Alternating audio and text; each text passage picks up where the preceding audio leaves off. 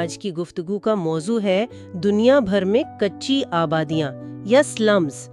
یہ صرف آپ دیکھیں اعداد و شمار کا معاملہ نہیں ہے، یہ تو لاکھوں کروڑوں انسانوں کی زندگیاں ہیں، ان کی روزمرہ کی جدوجہد، ان کی معیشتیں اور ان کے مستقبل کی۔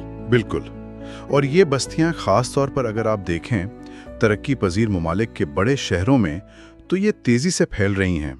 اقوام متحدہ کا ایک اندازہ ہے کہ دنیا بھر میں تقریباً 1 ارب لوگ ان علاقوں میں رہتے ہیں۔ 1 ارب، یہ بہت بڑی تعداد ہے۔ 1 ارب؟ جی، تو آج ہم مختلف ذرائع کی روشنی میں یہ سمجھنے کی کوشش کریں گے کہ یہ آبادیاں اصل میں ہیں کیا، دنیا کی سب سے بڑی کون سی ہیں، اور وہاں زندگی کی حقیقت کیا ہے۔ ہمارے پاس اس موضوع پر کافی مختلف قسم کی معلومات ہیں، بین الاقوامی رپورٹس بھی ہیں، تحقیقی مضامین ہیں، اور کچھ ذرائع تو وہاں رہنے والوں کے اپنے تجربات اور ان کے نقطہ نظر کو بھی سامنے لاتے ہیں۔ تو آئیے ان ذرائع کی روشنی میں اس پیچیدہ موضوع کا ایک تفصیلی جائزہ لیتے ہیں۔ اچھا، سب سے پہلے تو یہ سمجھنا ضروری ہے کہ تکنیکی طور پر کچی آبادی یا سلم کہتے کسے ہیں، کیونکہ یہ لفظ ہم اکثر سنتے ہیں لیکن شاید مطلب اتنا واضح نہ ہو۔ جی، یہ اہم ہے۔ اقوام متحدہ کی ایک آپ کہہ لیں باقاعدہ تعریف موجود ہے۔ اس کے مطابق سلم ایک ایسا شہری رہائشی علاقہ ہے جہاں لوگوں کو بنیادی سہولیات میں سے کم ایک میسر نہ ہو۔ بنیادی سہولیات؟ کون سی سہولیات؟ جی، جیسے پینے کا صاف پانی یا بہتر صفائی ستھرائی کا نظام، مطلب ٹوائلٹ اور سیوریج وغیرہ۔ ٹھیک۔ یا پھر محفوظ اور پائیدار مواد سے بنی رہائش گاہ نہ ہو، گھر کچا ہو یا غیر محفوظ جگہ پر ہو۔ یا رہنے کے لیے مناسب جگہ نہ ہو، مطلب ایک ہی کمرے میں بہت زیادہ لوگ رہتے ہوں۔ اچھا، ملکیت یا قانونی حیثیت نہ ہو۔ اگر ان میں سے کوئی ایک بھی سہولت نہیں ہے نا، تو اقوام متحدہ اسے سلم کہتا ہے۔ سمجھ گئی، یعنی ان میں سے صرف ایک کی کمی بھی کافی ہے۔ لیکن پھر ان کی آبادی کو درست ناپنا، آپ نے 1 ارب کا ذکر کیا، یہ تو یقیناً ایک تخمینہ ہی ہوگا۔ بالکل بالکل، یہ ایک بہت بڑا چیلنج ہے۔ اصل تعداد کا اندازہ لگانا کئی وجوہات کی بنا پر بہت مشکل ہے۔ ایک تو یہ کہ یہاں آبادی مستقل نہیں ہوتی، لوگ آتے جاتے رہتے ہیں، کام کی تلاش میں یا کسی اور وجہ سے۔ دوسرے، یہ بستیاں اکثر سرکاری ریکارڈ پر ہوتی ہی نہیں ہیں، غیر رسمی بستیاں ہیں، نقشوں پر نہیں ملتی۔ اچھا۔ اور تو اور اس بات پر بھی اختلاف ہو سکتا ہے کہ کس علاقے کو سلم شمار کیا جائے، کیا ایک محلے کو گننا ہے یا شہر کے مختلف حصوں میں پھیلی ہوئی کئی بستیوں کو ملا کر ایک سمجھنا ہے۔ تو مختلف ادارے، مختلف تحقیق کار وہ الگ الگ طریقے استعمال کرتے ہیں۔ یعنی ایک ہی جگہ کے بارے میں مختلف رپورٹس میں آبادی کے الگ الگ اعداد و شمار مل سکتے ہیں، صرف اس لیے کہ انہوں نے تعریف یا ناپنے کا طریقہ الگ استعمال کیا۔ جی بالکل، ایسا بالکل ممکن ہے۔ اچھا، ایک نام جو بہت سننے میں آتا ہے وہ ہے ممبئی کی دھاراوی کا۔ اکثر کہا جاتا ہے کہ یہ دنیا کی سب سے بڑی کچی آبادی ہے۔ وہاں کی آبادی کہیں 7 لاکھ، کہیں 10 لاکھ بتائی جاتی ہے۔ کیا یہ بات درست ہے؟ یہ ایک بہت عام تاثر ہے، لیکن ہمارے ذرائع کو دیکھیں تو اس پر اتفاق نہیں ہے۔ اصل میں کئی دوسری بستیاں ہیں جن کی آبادی اس سے کہیں زیادہ بتائی جاتی ہے۔ اچھا، کون سی؟ مثال کے طور پر کینیا میں نیروبی کی کیبیرا بستی، کچھ اندازوں کے مطابق وہاں 25 لاکھ تک لوگ رہتے ہیں۔ 25 لاکھ؟ جی، اسی طرح پاکستان میں کراچی کا اورنگی ٹاؤن ہے، اس کی آبادی میں 24 لاکھ تک بتائی جاتی ہے۔ 24 لاکھ؟ ہاں، پھر صومالیہ میں موغادیشو کی آبادیاں، مصر میں قاہرہ کے پاس منشیت ناصر، ان کی آبادی بھی 15 لاکھ کے قریب بتائی جاتی ہے۔ یہ سب دھاراوی سے ممکنہ طور پر بڑی ہیں۔ یہ تو حیران کن بات ہے، دھاراوی کا نام اتنا مشہور ہے لیکن اصل میں وہ شاید سب سے بڑی نہ ہو۔ جی، اور بات یہیں ختم نہیں ہوتی۔ کچھ ذرائع تو فلپائنز میں منیلا یا میکسیکو سٹی کے قریب ایک بہت بڑا علاقہ ہے، نیزا چالکو اٹسا۔ نیزا؟ کیا نام بتایا آپ نے؟ نیزا چالکو اٹسا، وہاں کہا جاتا ہے کہ 40 لاکھ لوگ رہتے ہیں۔ 40 لاکھ؟ جی، 40 لاکھ۔ لیکن پھر وہی بات ہے کہ یہ سب تخمینے ہیں، اور یہ بھی دیکھنا پڑتا ہے کہ کیا یہ ایک ہی بستی ہے یا بہت سے علاقے ملا کر ایک بڑا نام دے دیا گیا ہے۔ پیمائش کا طریقہ، علاقے کی تعریف، یہ سب چیزیں فرق ڈالتی ہیں۔ یہ واقعی بہت دلچسپ ہے کہ اس بنیادی سوال پر بھی کوئی اتفاق نہیں ہے کہ دنیا کی سب سے بڑی کچی آبادی کون سی ہے۔ یہ خود ان بستیوں کی نوعیت کو ظاہر کرتا ہے۔ بالکل۔ اور یہ صرف آبادی کا سائز نہیں، ایک اور اہم پہلو جو ہمارے ذرائع بتاتے ہیں وہ یہ ہے کہ کچھ ممالک میں شہری آبادی کا کتنا بڑا حصہ ان کچی آبادیوں میں رہتا ہے۔ ہاں، یہ بھی اہم ہے۔ آپ دیکھیں، جنوبی سوڈان میں 96% شہری آبادی کچی آبادیوں میں ہے، وسطی افریقی جمہوریہ میں 93%، سوڈان میں 92%۔ 96%؟ مطلب تقریباً سارے ہی شہری وہاں کچی آبادیوں میں ہیں؟ جی ہاں، تقریباً پوری شہری آبادی، اور زیادہ تر یہ ممالک افریقہ میں ہیں۔ دنیا کے جو ٹاپ 15 ممالک ہیں اس لحاظ سے ان میں ہیٹی کے علاوہ باقی سب افریقی ہیں۔ یہ اعداد و شمار تو واقعی سوچنے پر مجبور کرتے ہیں۔ اچھا، آئیے اب ذرا دو مشہور بستیوں پر تھوڑی تفصیل سے بات کرتے ہیں جن کا ذکر ہوا، ممبئی کی دھاراوی اور کراچی کا اورنگی ٹاؤن۔ پہلے دھاراوی کی بات کرتے ہیں، اس کی کیا خاص بات ہے؟ دھاراوی کئی لحاظ سے بہت خاص ہے۔ ایک تو یہ کہ یہ ممبئی جیسے بڑے اور مہنگے شہر کے تقریباً بیچ میں ہے۔ اس کی تاریخ بھی پرانی ہے، کوئی 1884 کے آس پاس شروع ہوئی۔ اچھا، کیسے بنی ہے؟ اس وقت جو برطانوی حکومت تھی انہوں نے شہر کے بیچ سے کچھ صنعتیں، خاص طور پر چمڑے کے کارخانے جن سے بو آتی تھی، اور وہاں کام کرنے والے مزدور، انہیں شہر سے باہر نکال کر اس جگہ بھیج دیا۔ اوہ! تو شروع میں گجرات سے کمہار آئے، پھر تامل ناڈو سے چمڑے کا کام کرنے والے، پھر یو پی سے کڑھائی والے، اس طرح لوگ آتے گئے اور یہ بستی بڑھتی گئی۔ آج یہ بہت ہی گنجان آباد ہے اور یہاں مختلف زبانیں بولنے والے، مختلف مذہبوں کے لوگ ایک ساتھ رہتے ہیں۔ لیکن یہ صرف رہنے کی جگہ نہیں ہے، ذرائع تو کہتے ہیں کہ یہ ایک بہت بڑی غیر رسمی معیشت کا مرکز بھی ہے۔ جی ہاں، بالکل، یہ دھاراوی کی سب سے اہم اور شاید سب سے حیران کن خصوصیت ہے۔ یہاں ہزاروں کی تعداد میں چھوٹے چھوٹے کاروبار ہیں، ورک شاپس ہیں۔ ایک اندازہ ہے کہ کوئی 5000 کاروباری یونٹ اور 15000 چھوٹی ایک کمرے کی فیکٹریاں ہیں۔ 15,000 فیکٹریاں؟ جی، یہاں چمڑے کا سامان بنتا ہے، کپڑے بنتے ہیں، مٹی کے برتن بنتے ہیں، اور خاص طور پر ری سائیکلنگ کا بہت بڑا کام ہوتا ہے۔ کہتے ہیں ممبئی شہر کا کافی سارا کچرا یہیں ری سائیکل ہوتا ہے۔ اچھا۔ اور ان سب سرگرمیوں کا جو سالانہ کاروبار ہے وہ ایک اندازے کے مطابق $1 ارب سے زیادہ کا ہے۔ $1 ارب؟ ایک کچی آبادی میں؟ یہ تو ناقابل یقین لگتا ہے۔ جی، یہ حیران کن ضرور ہے، لیکن یہ وہاں کی حقیقت ہے۔ یہ ایک طرح کا متوازی اقتصادی نظام ہے۔ واقعی؟ لیکن اس ساری معاشی سرگرمی کے باوجود وہاں رہنے کے حالات کیسے ہیں؟ وہ بنیادی سہولیات جن کی ہم نے شروع میں بات کی تھی؟ یہیں پر تضاد آتا ہے۔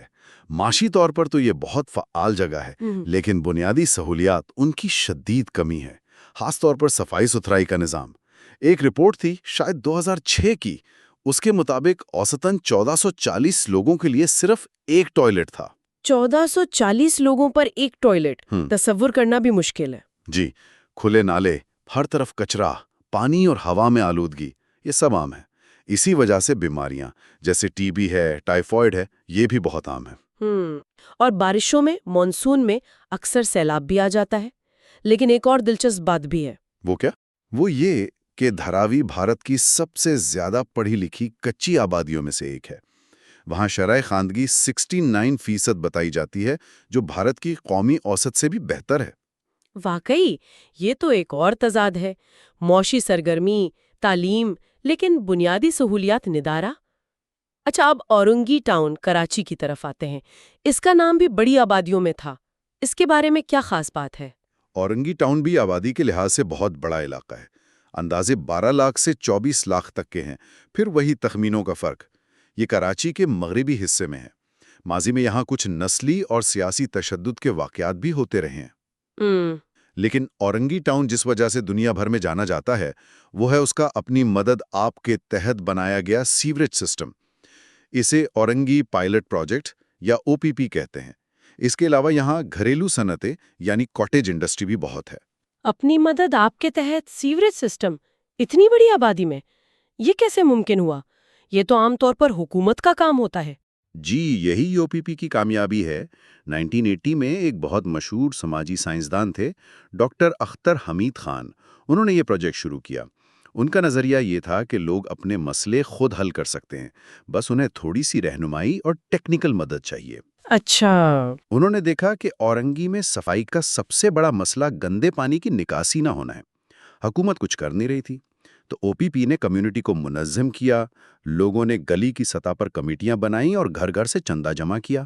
لوگوں نے خود پیسے جمع کیے؟ جی ہاں، خود۔ اور او پی پی نے انہیں سستی ٹیکنالوجی دی، جیسے کانکریٹ کے پائپ بنانے کے سانچے اور سروے وغیرہ میں تکنیکی مدد دی۔ تو لوگوں نے خود اپنی گلیوں میں لائنیں ڈالنی؟ بالکل۔ او پی پی نے ایک ماڈل بنایا، کمپوننٹ شیئرنگ یا اجزاء کی شراکت داری۔ اس میں یہ تھا کہ اندرونی کام، یعنی گھر سے لے کر گلی کے کونے تک پائپ ڈالنا، یہ کمیونٹی خود کرے گی اپنے پیسوں اور محنت سے۔ اور بیرونی کام؟ بیرونی کام یعنی بڑی مین لائنیں ڈالنا، ٹریٹمنٹ پلانٹ بنانا، یہ حکومت کی ذمہ داری تھی۔ او پی پی نے حکومت پر زور ڈالا کہ وہ یہ کام کرے۔ اس سے خرچہ بہت کم ہو گیا کیونکہ بڑا کام لوگوں نے خود کر لیا۔ اس کا نتیجہ کیا نکلا؟ یہ کامیاب ہوا؟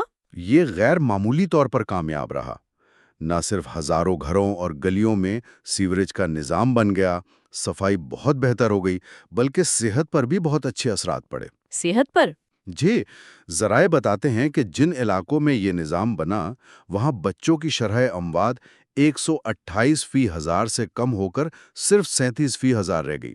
128 سے 37؟ یہ تو بہت بڑی تبدیلی ہے۔ بہت بڑی کامیابی تھی۔ یہ ماڈل اتنا کامیاب ہوا کہ پاکستان کے دوسرے شہروں میں بھی اور کئی دوسرے ملکوں میں بھی اسے اپنایا گیا۔ کئی سرکاری اداروں نے بھی اس سے سیکھا۔ یہ واقعی بہت متاثر کن کہانی ہے، کمیونٹی کی طاقت کی۔ لیکن کیا یہ او پی پی والا ماڈل ہر جگہ چل سکتا ہے؟ کیا اس کی کوئی حدود بھی ہے؟ یہ اہم سوال ہے۔ دیکھیں، او پی پی کی کامیابی میں کمیونٹی کی تنظیم، وہاں کی قیادت اور لوگوں کا آپس میں اعتماد، ان چیزوں کا بڑا کردار تھا۔ ہو سکتا ہے ہر جگہ یہ چیزیں اتنی مضبوط نہ ہوں۔ صحیح۔ اور دوسرا، وہ جو بیرونی ترقی والا حصہ تھا، یعنی حکومت کا کام، وہ اکثر سست رہتا ہے۔ اگر حکومت اپنا کام وقت پر نہ کرے تو پھر پورا سسٹم ٹھیک سے نہیں چلتا۔ تو ہاں، یہ کوئی جادو کی چھڑی نہیں ہے، لیکن یہ کمیونٹی کی شمولیت کی اہمیت ضرور دکھاتا ہے۔ ٹھیک، اب واپس دھاراوی چلتے ہیں۔ ہم نے بات کی کہ وہ شہر کے بیچ میں قیمتی زمین پر ہے۔ کیا وہاں کوئی تبدیلی لانے کی کوشش ہو رہی ہے؟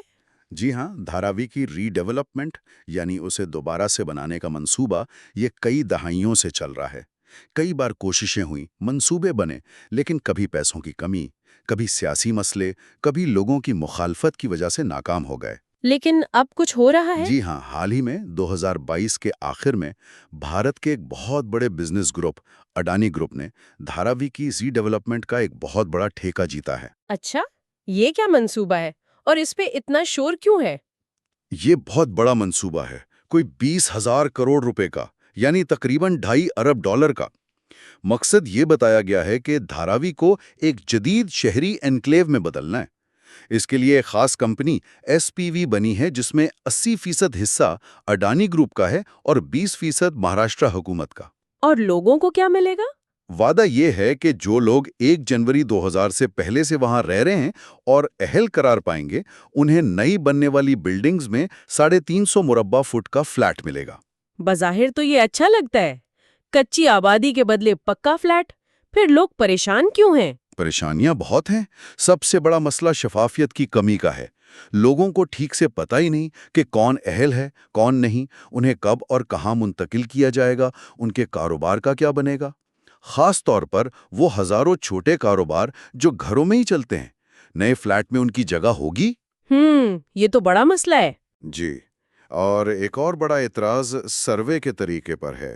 بہت سے لوگوں نے جگہ کی کمی کی وجہ سے اپنے گھروں یا دکانوں کو اوپر کی طرف بڑھایا ہوا ہے، 1 منزل 2 منزل بنائی ہوئی ہیں۔ اچھا۔ ذرائع کہتے ہیں کہ سروے میں صرف نیچے کی زمین کا رقبہ گنا جا رہا ہے۔ اس کا مطلب ہے کہ بہت سے خاندانوں کو جو نئی جگہ ملے گی وہ ان کی موجودہ جگہ سے بہت کم ہوگی۔ اوہ، تو وہ جائیں گے کہاں؟ یہی تو ان کی پریشانی ہے۔ اسی لیے بہت سے لوگ اور سماجی کارکن اسے ری ڈیولپمنٹ نہیں بلکہ زمین پر قبضہ کہہ رہے ہیں، کیونکہ دھاراوی کی زمین بہت قیمتی ہے۔ یہ اب سیاسی مسئلہ بھی بن گیا ہے۔ اپوزیشن پارٹیاں بہت شور مچا رہی ہیں، اور لوگوں کو یہ بھی ڈر ہے کہ ان کی جو کمیونٹی ہے، جو دہائیوں پرانے سماجی تعلقات ہیں، وہ سب بکھر جائیں گے۔ کیا ایسے منصوبے پہلے کہیں ہوئے ہیں؟ ان کا نتیجہ کیا نکلا؟ جی، کینیا کی کبیہ بستی میں بھی ایسے اپ گریڈنگ اور ری ڈیولپمنٹ کے منصوبے ہوئے ہیں۔ وہاں بھی نئے اپارٹمنٹ بنے، لیکن ہوا یہ کہ ان کا کرایہ یا مینٹیننس اتنی زیادہ تھی کہ اصل غریب لوگ وہاں رہ ہی نہیں سکے۔ اچھا، تو پھر کون رہا؟ بہت سے لوگوں نے اپنی جگہ بیچ دی اور کسی اور کچی آبادی میں چلے گئے۔ ان کی جگہ درمیانے طبقے کے لوگ آ گئے، اور علاقے میں جو پرانے غیر رسمی روزگار تھے وہ بھی ختم ہو گئے۔ تو ظاہر تو علاقہ بہتر ہو گیا، لیکن اصل لوگوں کی زندگی شاید اور مشکل ہو گئی۔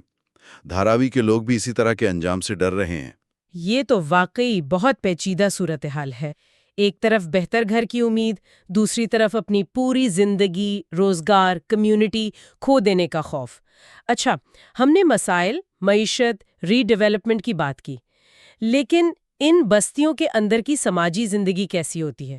باہر سے تو یہ اکثر بے ترتیب، گندی، شاید خطرناک بھی لگتی ہیں۔ کیا اندر بھی ایسا ہے؟ یہ بہت اہم سوال ہے۔ ہمارے ذرائع خاص طور پر جو سماجی تحقیق پر مبنی ہیں، وہ بتاتے ہیں کہ باہر سے جو بدنظمی نظر آتی ہے نا، وہ اکثر اندر کی حقیقت نہیں ہوتی۔ ان بستیوں کے اپنے غیر رسمی اصول، اپنے نظام ہوتے ہیں جو باہر کی رسمی دنیا سے الگ ہوتے ہیں، لیکن وہاں کے لوگوں کے لیے بڑے کارآمد ہوتے ہیں۔ کینیا کی کبیرہ سے ایک مثال ہے چل سپاٹس کی۔ چل سپاٹس؟ یہ کیا چیز ہے؟ یہ کوئی باقاعدہ جگہ نہیں ہوتی۔ گلی کا کوئی کونا، کسی دکان کا باہر کا حصہ، یا کوئی بھی ایسی جگہ جہاں لوگ، خاص طور پر مرد، اکٹھے ہوتے ہیں، بیٹھتے ہیں، گپ شپ کرتے ہیں۔ تو بس وقت گزاری؟ نہیں، صرف وقت گزاری نہیں۔ تحقیق بتاتی ہے کہ یہ جگہیں بہت اہم ہیں۔ یہاں معلومات کا تبادلہ ہوتا ہے، ایک دوسرے کے دکھ سکھ سنے جاتے ہیں، مدد کی جاتی ہے۔ بعض اوقات لوگ یہاں کام ملنے کا انتظار بھی کرتے ہیں۔ یہ کمیونٹی کو جوڑے رکھنے، معلومات حاصل کرنے اور غربت کے دباؤ سے نمٹنے کا ایک اہم سماجی طریقہ ہے۔ اچھا۔ لیکن باہر والے یا سرکاری لوگ وہ اکثر سمجھتے ہیں کہ یہ لوگ فارغ بیٹھے ہیں، آوارہ گردی کر رہے ہیں، یا شاید کوئی غلط کام کر رہے ہیں۔ کبیرہ کے ایک آرٹسٹ ہیں کیوب سٹیرو۔ انہوں نے اس منفی سوچ کو چیلنج کرنے کے لیے جاب لیس کارنر کیمپس کے نام سے ایک پرفارمنس بھی کی تھی۔ یہ تو بالکل الگ زاویہ ہے۔ جسے باہر سے بیکاری سمجھا جا رہا ہے، وہ اندر سے کمیونٹی کے لیے کتنا ضروری ہے۔ اور دھاراوی میں جو آپ نے بتایا کہ ایک ہی جگہ گھر بھی ہے، فیکٹری بھی، دکان بھی۔ جی، جگہ کا کثیر المقاصد استعمال۔ ہاں، یہ بھی تو ایک غیر رسمی لیکن بہت مؤثر نظام ہے جو وہاں کی زندگی کو چلاتا ہے۔ یقیناً، یہ غیر رسمی نظام جو ہیں، یہ ان بستیوں کی جان ہیں۔ مسئلہ تب ہوتا ہے جب ری ڈیولپمنٹ یا اپ گریڈنگ کے منصوبے بنتے ہیں نا، تو وہ ان غیر رسمی نظاموں کو، ان سماجی ڈھانچوں کو، جگہ کے اس استعمال کو سمجھتے ہی نہیں یا نظر انداز کر دیتے ہیں۔ تو پھر کیا ہوتا ہے؟ تو پھر وہ منصوبے جو بظاہر بہتری کے لیے ہوتے ہیں، وہ انجانے میں لوگوں کے روزگار چھین لیتے ہیں، ان کے سماجی تعلقات توڑ دیتے ہیں، ان کے زندگی گزارنے کے طریقے ختم کر دیتے ہیں، اور ان کی مشکلات کم ہونے کے بجائے بڑھ جاتی ہیں۔ دباؤ سے متعلق ہے۔ ایک تحقیق میں فرانسس فینن کا حوالہ تھا جو 9 آبادیات پر لکھتے تھے۔ کیا آج بھی شہر ایک طرح سے فارمل اور انفارمل میں بٹے ہوئے ہیں؟ مطلب ایک حصہ مہذب، دوسرا غیر مہذب؟ اس تحقیق کے مطابق ایسا ہی ہے۔ فینن نے بتایا تھا کہ 9 آبادیاتی طاقتیں مقامی لوگوں کو کمتر، گندا، پسماندہ دکھاتی تھیں تاکہ ان پر حکومت کرنا آسان ہو۔ تحقیق کار کہتے ہیں کہ آج بھی شہروں میں یہی سوچ ہے۔ فارمل شہر یعنی پوش علاقے، پلانڈ علاقے، انہیں صاف، منظم، محفوظ، ترقی یافتہ سمجھا جاتا ہے۔ اور کچی آبادیوں کو؟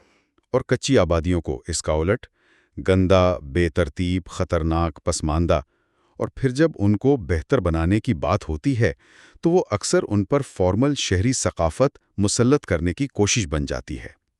اسے آپ سفید کاری کہہ لیں یا رسمی بنانے کا عمل، مطلب ان کے اپنے طور طریقوں کو مٹا کر ان پر وہ طریقے لادنا جو مہذب سمجھے جاتے ہیں۔ اس کا مطلب ہے کہ وہاں رہنے والوں پر صرف غربت کا بوجھ نہیں، ایک طرح کا نفسیاتی دباؤ بھی ہے۔ جی، تحقیق یہی کہتی ہے۔ یہ ایک عجیب کشمکش ہے۔ ایک طرف لوگ اپنی کمیونٹی پر، اپنے آپس کے تعلقات پر، ایک دوسرے کی مدد کرنے پر، اپنی ہمت پر فخر بھی کرتے ہیں۔ وہ جانتے ہیں کہ ان کے غیر رسمی نظام کام کرتے ہیں۔ لیکن دوسری طرف وہ باہر کی دنیا کے منفی خیالات کو، یعنی ان کی بستیوں کو گندگی اور جرائم سے جوڑنے کو غیر شعوری طور پر قبول بھی کر لیتے ہیں۔ ان میں احساس کمتری آ جاتا ہے۔ उन्हें लगता है कि वाकई उन्हें बेहतर, मुहज़्ज़ब, फॉर्मल बनने की ज़रूरत है। जब वो शहर के फॉर्मल इलाकों में जाते हैं तो उन्हें लगता है जैसे वो अलग हैं, कमतर हैं, या जैसे सब उन्हें शक की निगाह से देख रहे हैं। ये तो शनाख्त का एक बहुत गहरा मसला है, अपनी हकीकत और बाहर के तासरात के बीच में फंस जाना। ये सारी बातें सुनकर सवाल ये पैदा होता है कि आखिर इन कच्ची आबादियों के मुस्तकबिल का सही रास्ता क्या है? बिल्कुल। देखें, हमारे सामने दो तरह के मॉडल नजर आ रहे हैं। एक तरफ धारावी जैसे बड़े अरबों डॉलर के रीडेवलपमेंट मंसूबे हैं। ये ऊपर से आते हैं, टॉप डाउन। इनमें बड़े बिजनेस ग्रुप, हुकूमत शामिल होती है, लेकिन कम्युनिटी की शमूलियत, उनके खदशात, उन पर सवाल रहते हैं। और दूसरी तरफ औरंगी पायलट प्रोजेक्ट जैसे मॉडल हैं। ये नीचे से शुरू होते हैं, बॉटम अप। कम्युनिटी की अपनी पहल, उनकी ज़रूरतों पर मबनी। ये शायद कम चमकदार हों, लेकिन ज़्यादा पायदार और लोगों के लिए ज़्यादा फायदेमंद साबित हुए हैं। तो असल सवाल ये है कि तरक्की है क्या? क्या सिर्फ ऊंची इमारतें बना देना तरक्की है? जी, क्या सिर्फ बाहर की शक्ल बदल देना तरक्की है? या तरक्की का मतलब लोगों की जिंदगी को असल में बेहतर बनाना है, उनके अपने निज़ाम को समझकर, उनकी ज़रूरतें सुनकर और उन्हें तब्दीली के अमल में बराबर का हिस्सादार बनाकर? और ये भी एक अहम सोचने की बात है जो इन जराए से निकलती है। क्या हम उन गैर रस्मी जगहों को और वहाँ रहने वाले करोड़ों लोगों को हमेशा सिर्फ मसाइल और कमियों के मजमूए के तौर पर ही देखते रहेंगे, या हम उनमें जो मुतबादल निज़ाम है, जो लोगों की मेहनत है, जो उनकी जिद्दत तराजी है, जो समाजी ताल्लुकात हैं, जो मुश्किल हालात में जिंदा रहने की ज़बरदस्त सलाहियत है, क्या हम उसे भी तस्लीम करेंगे? बिल्कुल। क्या कबीरा का वो चिल स्पॉट या धारावी का वो घर और फैक्ट्री मिला जुला निज़ाम, क्या ये भी शहरी जिंदगी का एक अहम अगरचे मुख्तलिफ पहलू नहीं हो सकता, जिसे मिटाने के बजाय समझने की और शायद उससे कुछ सीखने की ज़रूरत हो? ये वो सवाल है जो ये ज़राए हमारे सामने छोड़ जाते हैं।